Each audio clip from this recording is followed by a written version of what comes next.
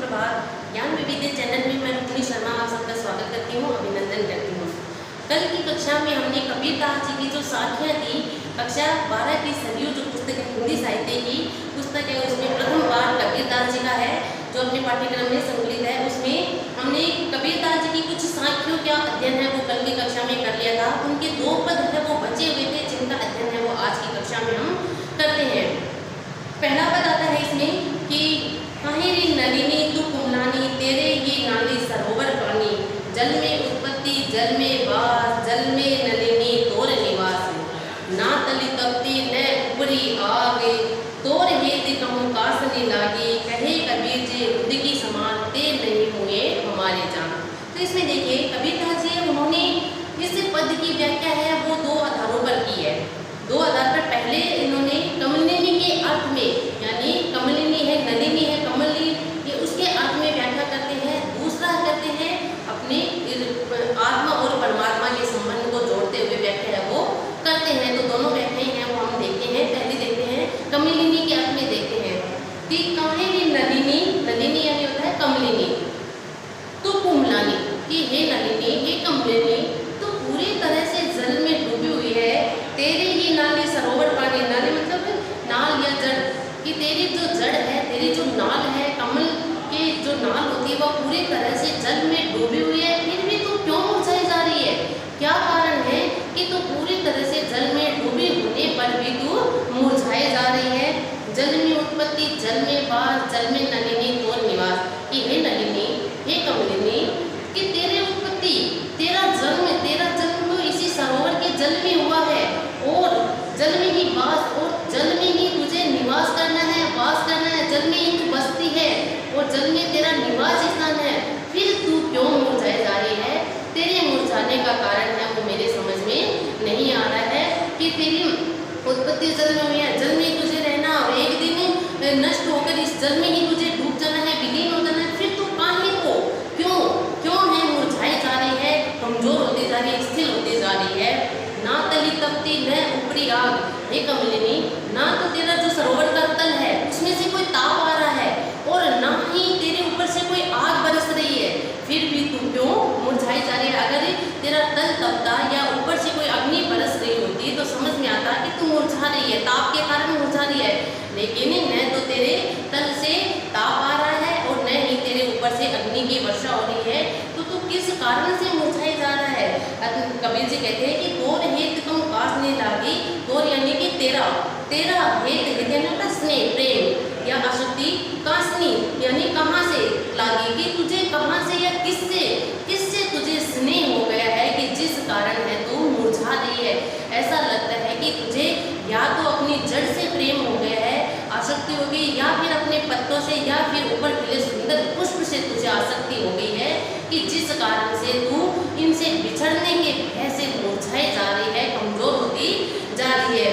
कहे कबीर जी उदकी समान, कबीरदास जी कहते हैं कि हे नलिनी मैं तो तुझे इतना ही कहना चाहूँगा कि तेरी उत्पत्ति जल में है, तुझे एक दिन तू इसी जल का अंश है, इसी जल का भाग है, अगर तू इसमें ही नष्ट होकर इसी में ही विलीन हो जाएगी तो तेरे दुखी होने का, तेरे मुरझाने का कारण है वो समझ में नहीं आता है। कबीर जी उदकी समान कि तू तो इसे जल के समान ही है, क्योंकि तेरी उत्पत्ति इसी में है, इसी में मिल जाना है, तो तू एक तो आप जल में और तेरे जो नाल है इसमें कोई अंतर नहीं है, एकात्मकता है, तो तुझे तो उदकी के समान जल के समान ही है, तू ते नहीं हुए हमारे धन।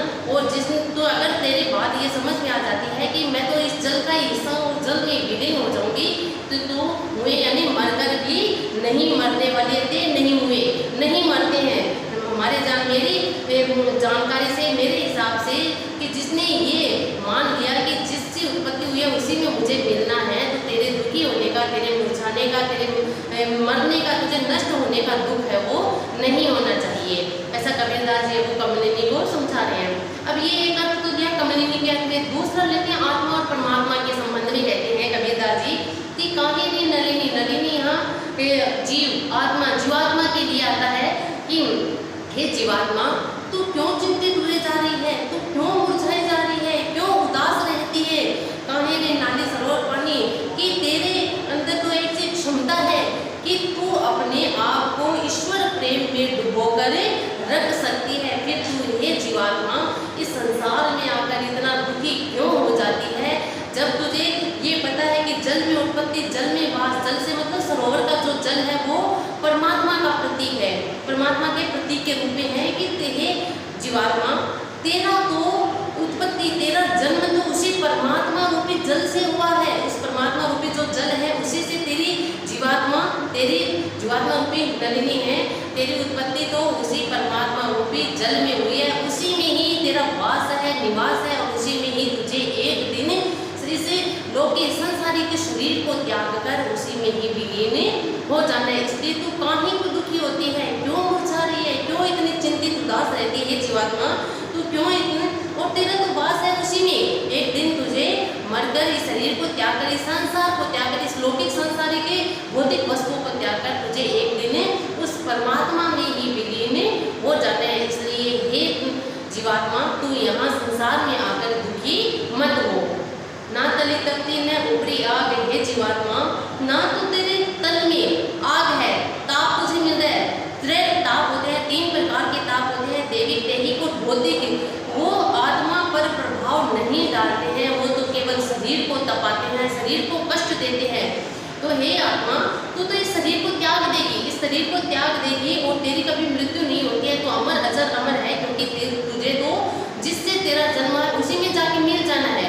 तो कबीरदास जी कहते हैं कि मेरे हिसाब से मैं कहता हूँ कि आत्मा है वो कभी मरती नहीं है, तो तेरे ऊपर और न आत्मा पर ताप का असर होता है, न ही किसी प्रकार की अग्नि का असर है। वो होता है कि तू ना तली तपती न ऊपरी आग, न तो तुझे कोई नीचे से ही दुखी कर सकता है, तपा सकता है, न ही तेरे ऊपर अगर आग बरसा दी जाए, तेरे ताप भी अगर असर होते हैं तो केवल शारीरिक कष्ट देते हैं, आत्मा को कष्ट है वो नहीं देते, आत्मा पर इनका असर है वो नहीं होता है। इसलिए ये जीवात्मा तो क्यों दुखी होती है, तोर हेत क्यों कासने लगी।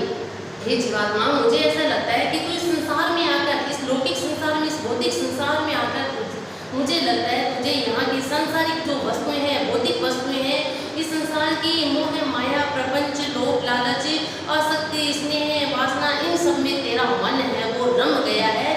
अब तू इन्हें छोड़कर जाते हुए दुखी हो रही है। मुझे ऐसा लगता है जीवात्मा तेरा जो आसक्ति है वो इस संसार की भौतिक वस्तु के प्रति आसक्ति हो गई है, इसलिए तू इन्हें छोड़कर जाते हुए दुखी हो रही है। कहीं कबीरदास जी कहते हैं जब उनकी समान है जीवात्मा, मैं तुझे कहना चाहता हूँ कि तेरे तो तू तो उस जल का अंश है। कौन से जल का? उस परमात्मा रूपी जल का अंश है। तो इसलिए तुझे दुखी होने की जरूरत नहीं है। अगर तू इस शरीर को त्याग भी देगी या इस भौतिक संसार को त्याग करके तू चली जाती है तो भी तुझे उसी के अंदर जाना है जहाँ से तेरा जन्म हुआ था। तो उस परमात्मा का तू अंश है और उसी में ही तुझे विलीन हो जाना है। तो तू तो उस अंश के, उस परमात्मा रूपी जल के समान ही है। तो अब जल में जल मिल जाए तो वो क्या हो जाते हैं? एकाकार हो जाते हैं। इसलिए आत्मा है वो भी उस परमात्मा में मिलकर एकाकार है वो हो जाती है। ते नहीं हुए हमारी जान, तो इसलिए आत्मा है वो कभी हुए यानी मरती नहीं, हुए मतलब नहीं मरती है। तो कबीरदास जी कहते हैं कि मेरी जानकारी से मैं ये कहता हूँ कि आत्मा है वो कभी मरती नहीं है, मरकर भी कैसी रहती है? अमर रहती है। इसलिए हे आत्मा, हे जीवात्मा, तू यहाँ से संसार को छोड़ते हुए दुखी मत हो। इन आसक्तियों से अपने आप को दूर कर लो और दूर करके अपने मुक्ति के मार्ग पर अग्रसर हो, अपने मुक्ति के मार्ग पर चलो। तो इस संसार को जाते हुए छोड़ते हुए तुम दुखी मत हो। तो यहाँ इन्होंने अन्योक्ति अलंकार का प्रयोग किया है। अन्य युक्तियों के द्वारा अपनी बात है वो कही है, नलिनी के द्वारा कही है, और ये जो अपने नल सरोवर के पानी के द्वारा अपनी बात है वो कही है, और ये जो ताप, त्रय ताप है उनके बारे में भी बात है कबीरदास जी ने कही है। तो यहाँ अन्योक्ति अलंकार का प्रयोग हुआ है। दूसरा यहाँ प्रतीकात्मकता कि जैसे जल है, सरोवर है, सरोवर का जल है वो उस परमात्मा का प्रतीक है, नलिनी है वो जीवात्मा का प्रतीक है। तो यहाँ प्रतीकात्मकता का भी प्रयोग है वो कबीरदास जी ने किया है। दूसरा इनका पद आता है, संतो भाई आए ज्ञान की आंधी रे, भ्रम की टाटी सबे उड़ानी, माया रहने बांधी रे। हित चित की दो भूनी गिरानी, मोह बलेंडा टूटा, तृष्णा छानी परी घर उपरी, कुपति का भांडा फूटा। जोग जुगती कर संतो बांधी, निर्चे चुवे न पानी, ऊट कपट का या का निशा, हरि की गति जब जानी। आंधी पीछे जो जल बूढ़ा, प्रेम हरिजन भीना, कहे कबीर भान के प्रकटे, उदती भया तम सीना। तो यहाँ कबीरदास जी है वो आत्मा की परमात्मा की एकात्मकता का वर्णन भी यहाँ कर रहे हैं। और जो इस संसार में मनुष्य जन्म लेता है, धीरे धीरे अपने आप को इस संसार में पूरी तरह से रमा लेता है, अपने आप को इस संसार का ही एक हिस्सा मानकर है अपना जीवन है वो जीता है। इस संसार को छोड़कर जाते समय उसका मन है वो बड़ा ही दुखी होता है। यहाँ मोह माया तृष्णा आशा उम्मीदें और वासना इन सब में है मन है वो पूरी तरह से रंग जाता है। तो ये कहते हैं कि ये जो हमें इन आसक्तियों में फंसे हुए इन आसक्तियों से निकलने का मार्ग है वो क्या है? ज्ञान है, गुरु के द्वारा दिया गया ज्ञान है। उसी ज्ञान को हम अपने जीवन में उतार कर अपने शरीर रूपी ये जो छाजन है, शरीर रूपी जो झोपड़ी है इसका निर्माण फिर से करें और ऐसा निर्माण करें कि उसमें वासना रूपी जल है वो बिल्कुल भी टपके नहीं, वासना का आगमन है मन में आए ही नहीं। इसे लोभ लालच मोह माया तृष्णा भेदभाव विरोध भेदभाव तृष्णा आसक्ति ये सब भाव मन में आए ही नहीं। इस प्रकार से हम अपने शरीर का निर्माण करें, अपनी आत्मा को इस तरह से सुदृढ़ करें ताकि इसमें वासना रूपी जल है वो टपके ही नहीं और हमें अंततः ईश्वर की प्राप्ति है वो सरलता से हो सके। उसी का वर्णन कहते हैं कि हे संतो हे साधु भाइयों, संत भाई आई ज्ञान की आंधी रे। हे संत भाइयों हे साधु, जब किसी साधक का जब किसी शिष्य का एक सतगुरु के साथ मिलन होता है, सतगुरु का जब उसे आशीर्वाद मिलता है, ज्ञान रूपी जब दीपक गुरु है वो किसी साधक के हाथ में किसी शिष्य के हाथ में दे देता है तो कहते हैं उसके जीवन में तो ज्ञान रूपी आंधी है वो चली आती है। और उसे जिस प्रकार इस संसार में ये लौकिक संसार में सामान्य आंधी आती है तो वो आंधी तो क्या करती है कि भ्रम की टाटी सबे उड़ानी माया रहने बांधी रे। कि कहते हैं कि जिस प्रकार से ये आंधी आती है तो टाटी यानी होते पर्दा कि किसी भी कुटिया को किसी भी झोपड़ी को जो लगे हुए पर्दे हैं वो आंधी आने से उड़ जाते हैं और किसी भी प्रकार के जो ये उसमें बंधन बांधे गए हैं उस झोपड़ी को बनाने के लिए जो बंधन बांधे गए हैं वो सब प्रकार के बंधन है वो उड़ जाते हैं। उसी प्रकार कबीरदास जी कहते हैं कि जब किसी साधक और शिष्य के जीवन में ज्ञान रूपी आंधी आती है तो भ्रम यानी कि भ्रम की जो टाटी है पर्दा है वो उड़ जाता है, सारे भ्रम है वो मन से मिट जाते हैं, दूर हो जाते हैं कि माया रहने बांधी। और माया रूपी जिस बंधन में बंधा हुआ है मनुष्य, इस संसार में माया के बंधन में बंधा हुआ मनुष्य है उसके सारे बंधन है वो टूट जाते। माया रहने बांधी मतलब बंधन कि माया रूपी जो बंधन है वो सारे बंधन टूट जाता है। मनुष्य को जब ज्ञान चेतना का आभास होता है, ज्ञान चेतना की अनुभूति होती है तो वो उसके मन में जितने भी संसार को लेकर भ्रम पैदा हो रहे होते हैं या संसार को लेकर जितने भी माया के बंधनों में वो बंधा होता है वो सारे बंधन एक एक करके दूर हो जाते हैं, टूट जाते हैं। हित चित्त की दो धुनी गिरानी, धुनी यानी होते हैं खम्भे, खम्भे मोह बलिंदा टूटा, बलिंदा यानी होते हैं बल्लियाँ। अब देखिए किसी भी झोपड़ी को बांधने के लिए उसमें खम्भे लगाए जाते हैं, पिलर लगाए जाते हैं और बल्लियाँ लगाकर उसे है वो बांधा जाता है। तो जब वो तेज आंधी आती है तो बलिंदे भी गिर जाते हैं, खम्भे भी गिर जाते हैं, छाजल है वो उड़ जाती है। तो उसी प्रकार कहते हैं कि जब ज्ञान रूपी आंधी आती है तो हित चित्त की दो धुनी यानी होते हैं खम्भे कि जो दुविधा रूपी दो खम्भे थे कि संसार में आकर मनुष्य ये कार्य करे या इस संसार के या लौकिक सुख का आनंद प्राप्त करे या फिर इस संसार में आकर अपने मन को आध्यात्मिकता की ओर ले जाए, ईश्वर की ओर ले जाए। तो ये मनुष्य के मन में दुविधा चलती रहती है। दुविधा रूपी जो दो धुनी थे खम्भे थे वो ज्ञान के आने से टूट जाते हैं, यानी दुविधा है वो दूर हो जाती है कि हित चित्त की दो यानी दो धुनी कि हित चित्त यानी दुविधा रूपी जो दो मत थे वो दो मत रूपी जो खम्भे थे वो गिर जाते हैं। गिरानी मोह बलिंदा टूटा और जो मोह रूपी जो बलियां लगी हुई थी, मोह रूपी जो बलियां मनुष्य के मन में रहती है कि ये भी मेरा, ये भी मेरा, ये भी अपना, ये बड़ा है, ये सब मोह माया है। वो मोह माया रूपी जो बलियां थी वो ज्ञान रूपी आंधी आने से टूट जाती है, हट जाती है। तृष्णा छानी पड़ी कर ऊपरी उपति का भांडा फूटा। तृष्णा और मनुष्य के मन में तृष्णा रूपी जो छप्पर था, तृष्णा रूपी जो छप्पर था वो क्या होता है? ज्ञान रूपी आंधी आने से उठ जाता है। जिस प्रकार से ये आंधी आती है, लोग की संसारिक आंधियाँ जो चलती है, तेज हवाएं जो चलती है, उससे किसी भी झोपड़ी का किसी भी जो छाजन है वो ऊपर से उड़ जाती है, हल्की होती है तो ऊपर से उड़ भी जाती है। तो ये कहते हैं कि जब ये ज्ञान रूपी आंधी किसी मनुष्य के जीवन में आती है तो तृष्णा रूपी जो छप्पड़ था, छाजन थी, वो उड़ जाता है और कुबुद्धि का भांडा फूटा।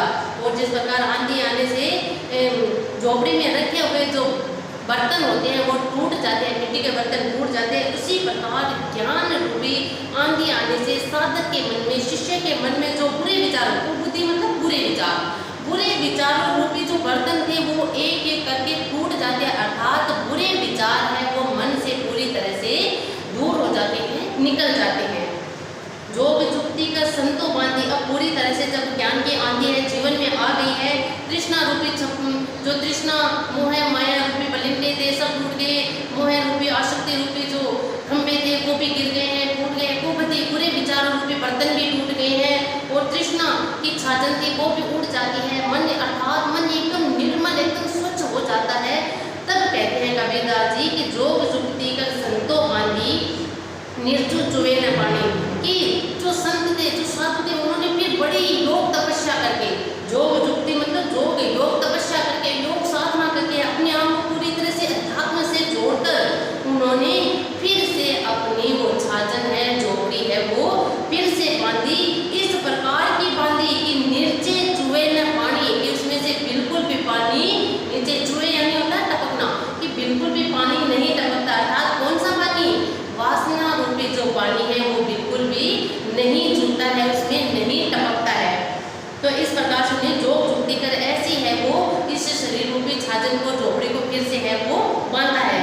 कूट कपट का या का निक्षा हरि की गति जब जानी, और जब साधक ने, जब शिक्षक ने उस हरि को पहचान लिया, उस ईश्वर को पहचान लिया, अपनी आत्मा को उसी परमात्मा का अंश जब मान लिया, उसकी गति को जब जान लिया, तो हृदय में, मन में व्याप्त जो विषय वासना, मोह, आसक्ति, छल, कपट, प्रपंच, धोखे, भेदभाव, इन सब का रूपी जो कूड़ा था, कूट कपट काया, छल रूपी जो ये कूड़ा काया में भरा हुआ था, तन में भरा हुआ था, वो हरि की गति जानने से अपने आप ही निकल कर चला जाता है। जब देखिए किसी व्यक्ति के जीवन में जब ज्ञान आ जाता है तो बुरे विचार है उनका अपना आप ही बहिर्गमन है वो हो जाता है, कि जब ज्ञान है वो अंतर मन में आगमन होता है तो पूरे जो बुरे विचार है या मोह माया आसक्ति है, ये जो कूट कपट काया से निकल जाते हैं, बहिर्गमन हो जाते हैं। एक तरफ ज्ञान का आगमन होता है तो दूसरी तरफ ये छल कपट, ये जो मोह माया है उनका बहिर्गमन हो जाता है, बुरे विचारों का बहिर्गमन है वो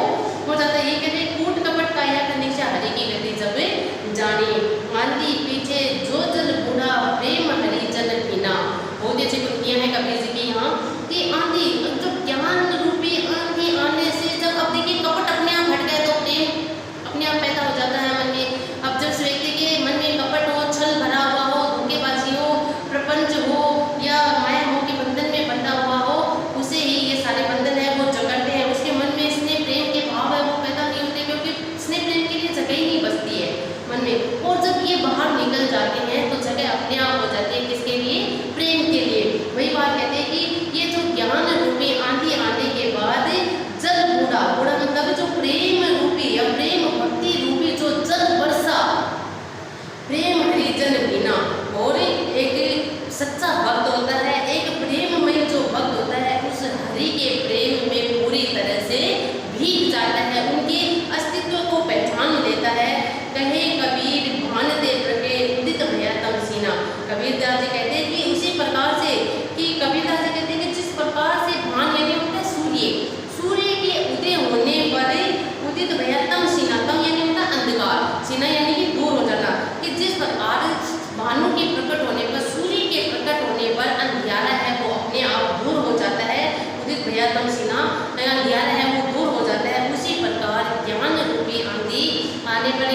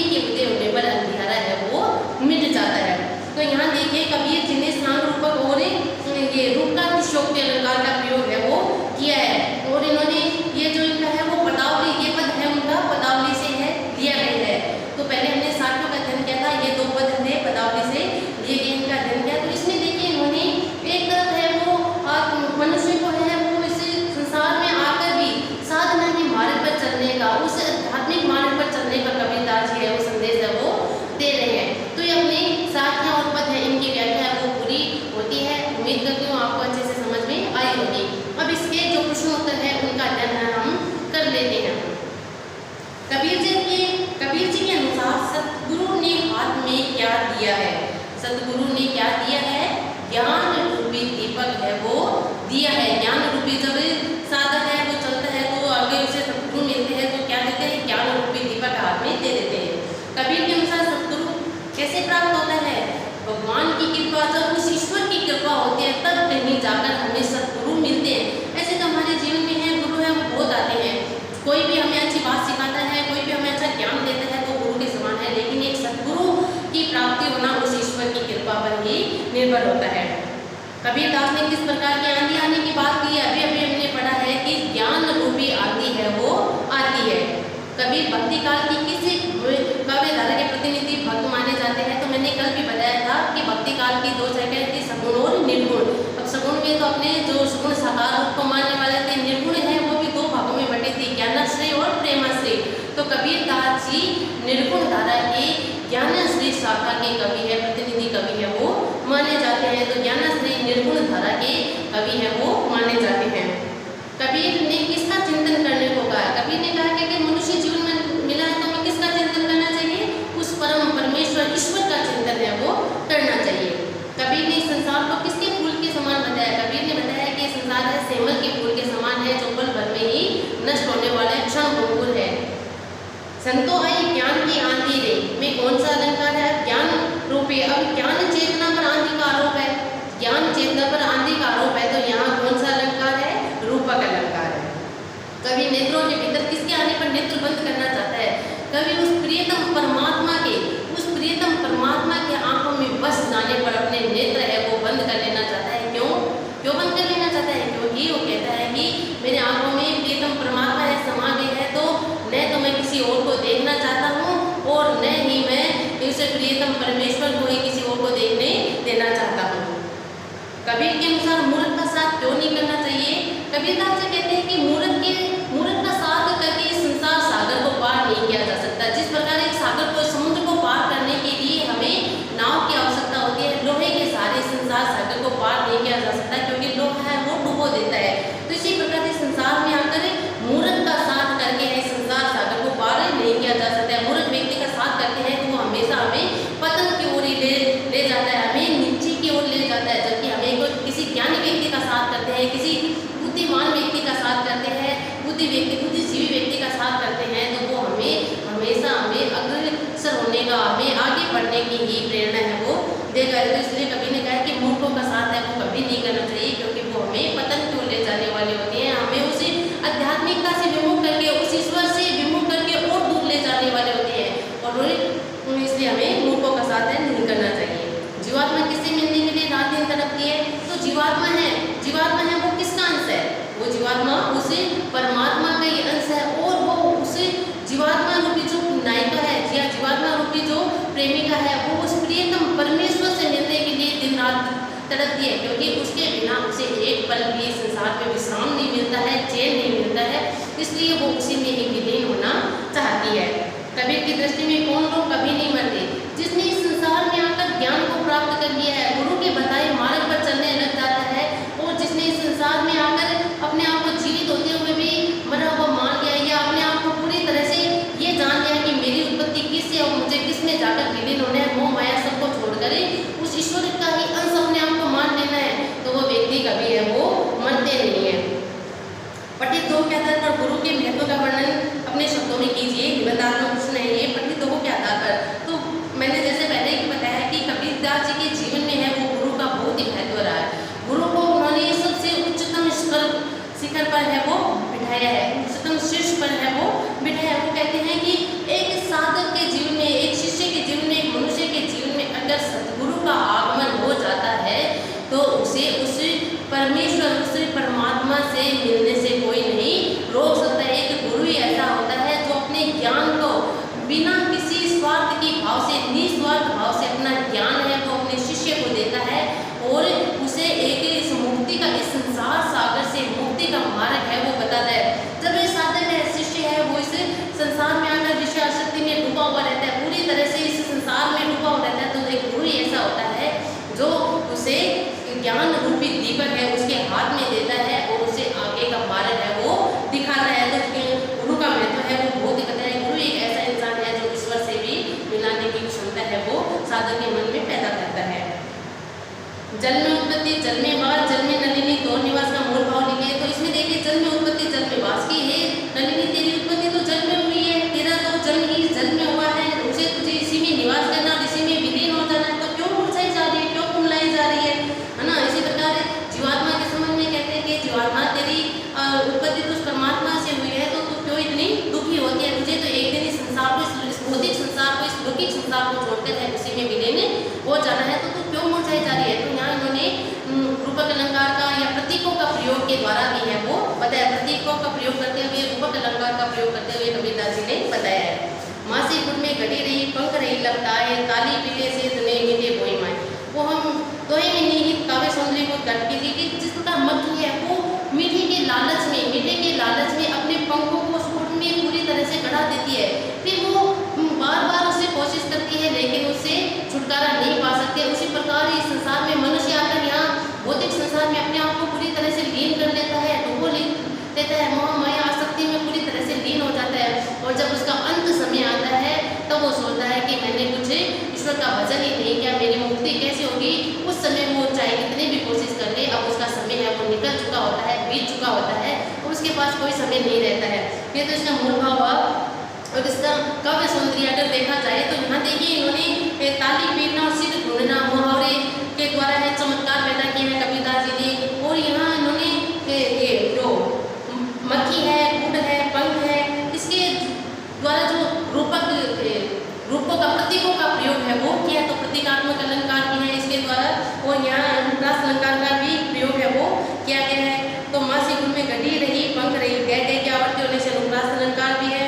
और यहाँ ताली पीटे से धुने जैसे मुहावरों का प्रयोग करके भी चमत्कार उत्पन्न है, विशेषता उत्पन्न है वो की गई है। पार ब्रह्म के तेज का कैसा है अनुमान, दोहे में कवि ने पार ब्रह्म के तेज के संबंध में क्या कहा है कि उस परम ब्रह्म का तेज का अनुमान है वो केवल ही कथन मात्र से नहीं लगाया जा सकता। उस ईश्वर का तो दर्शन अगर कोई व्यक्ति अपनी आत्म अनुभूति के द्वारा उनका दर्शन कर लेता है, वही उसे पार ब्रह्म से परमेश्वर का जो साक्षात स्वरूप है उसका वर्णन है वो कर सकता है। ऐसे अनुमान तो हम अनुमान के द्वारा उनकी छवि, उनकी शोभा, उनकी सुंदरता का वर्णन है वो नहीं किया जा सकता। ये तो कहने की बात है कि कोई व्यक्ति कहे कि ईश्वर ऐसा है, ईश्वर ऐसा दिखता है, तो क्या उन्होंने ईश्वर को देखा है, तो अब उनके जो स्वरूप है उसका अनुमान लगाना बहुत ही कठिन है। कि पार ब्रह्म से ब्रह्म परमेश्वर ईश्वर का जो केवल जो अपनी आत्म अनुभूति के द्वारा, अपने अनुभव के द्वारा, अपनी भक्ति के द्वारा उसमें अपने नेत्रों को बंद करके और अपनी आत्मा में ही उनके दर्शन कर लेते हैं, केवल वही व्यक्ति है जो उनके सौंदर्य का वर्णन है वो कर सकता है। उनके छवि का, उनकी सुंदरता का अनुमान लगाना कठिन है। तो ये इस पाठ के मैंने साख्या की उनका अध्ययन करवाया, आपको व्याख्या करवाई, 2 पद थे उनकी व्याख्या करवा दी, प्रश्नोत्तर है उनका भी सरलीकरण करके आपको है वो उत्तरों का सरलीकरण है वो करके बताया है। तो आशा करती हूँ आपको समझ में आए होंगे। कल हम दूसरे पाठ के साथ है फिर मिलते हैं, तब तक के लिए धन्यवाद।